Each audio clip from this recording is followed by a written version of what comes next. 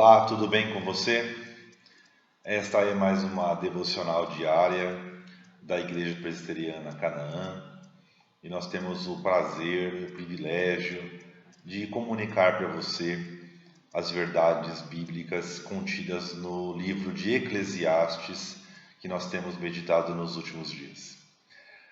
E nessa oportunidade eu me ative ao que está contido no capítulo 3, dos versículos 16 até o 22 de Eclesiastes. Salomão, logo após tratar a respeito do tempo de todas as coisas debaixo do sol, ele começa a trabalhar uma ideia que compara a atividade humana à atividade animal. Aí você pode estar se perguntando assim, como assim?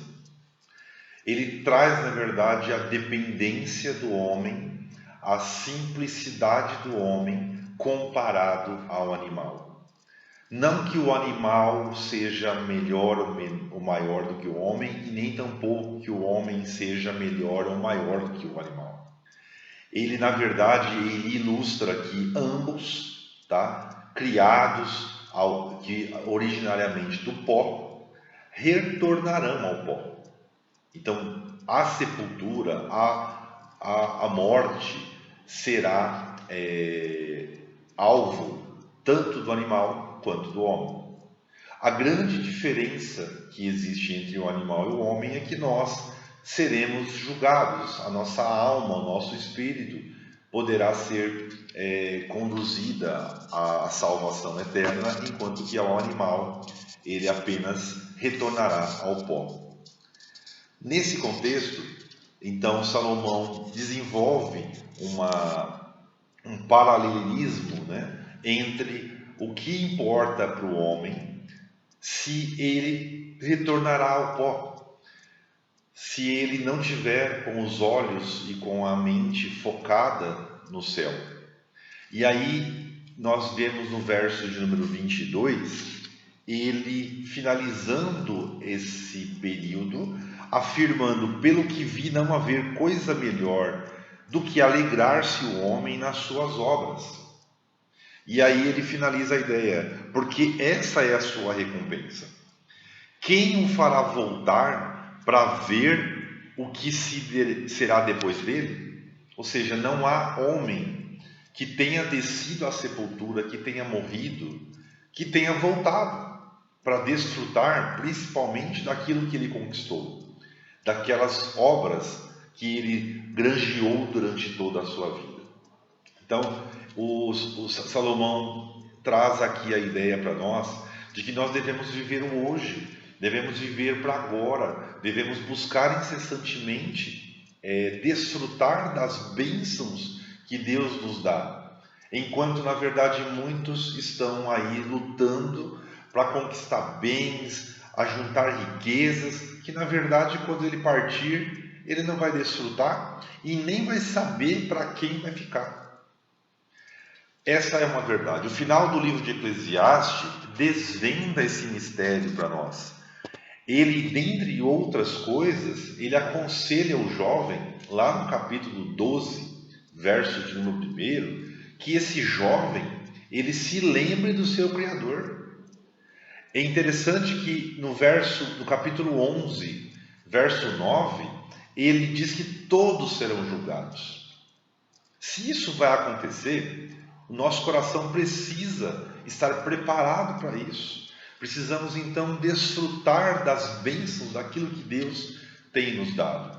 Só que isso só pode acontecer se a revelação do Novo Testamento estiver no nosso coração. E que revelação que é essa? Que só pessoas que consideram-se justas, ou seja, aquelas que creem em Deus, que aí sim são consideradas justas, podem desfrutar disso. Elas podem herdar essa vida eterna. Ou seja, a herança que na terra fica, pouco importa, porque a grande herança, que é a vida eterna, nós conquistaremos. Então, a vida terrena, ela é para ser desfrutada, para ser regozijada, para que o homem possa alegrar-se com isso. E o autor de Eclesiastes, Salomão, verificou que durante toda a vida ele buscou bens, prazeres, conquistas materiais e verificou que nada disso valia a pena. Porque no fim da vida o que valia era temer a Deus, era olhar para o reino, era olhar para os céus. O apóstolo Paulo, no Novo Testamento, traz e fecha aqui uma verdade para o nosso coração. Ele diz o seguinte: de fato, grande fonte de lucro é a piedade e o contentamento, porque nada temos trazido para o mundo, nem coisa alguma podemos levar dele. Tendo sustento e com que nos vestir, estejamos contentes. Isso está escrito lá em 1 Timóteo, capítulo 6, do verso 6 ao verso 8. Você tem se contentado com aquilo que você tem recebido de Deus? Talvez a enfermidade, o desemprego, talvez todo esse contexto mundial que estamos vivendo tenha trazido tristeza para o seu coração. Eu quero que você medite nesses versículos e, em particular, que você observe que Deus quer que a gente se alegre com aquilo que Ele tem nos dado. Se Ele tem nos dado pouco, é para você se alegrar. Se Ele tem nos dado muito, é para você também se alegrar. Tenha alegria espontânea, tenha otimismo pela vida. Saiba que essa vida não acaba no pó. O animal acaba no pó, mas você vai para o pó, a sua carne, mas você vai se encontrar com o Senhor Jesus nas alturas. Que Deus te abençoe, que Deus te dê alegria, que Deus seja o motivo da sua alegria e do seu contentamento. Que Deus te abençoe. Até a próxima oportunidade.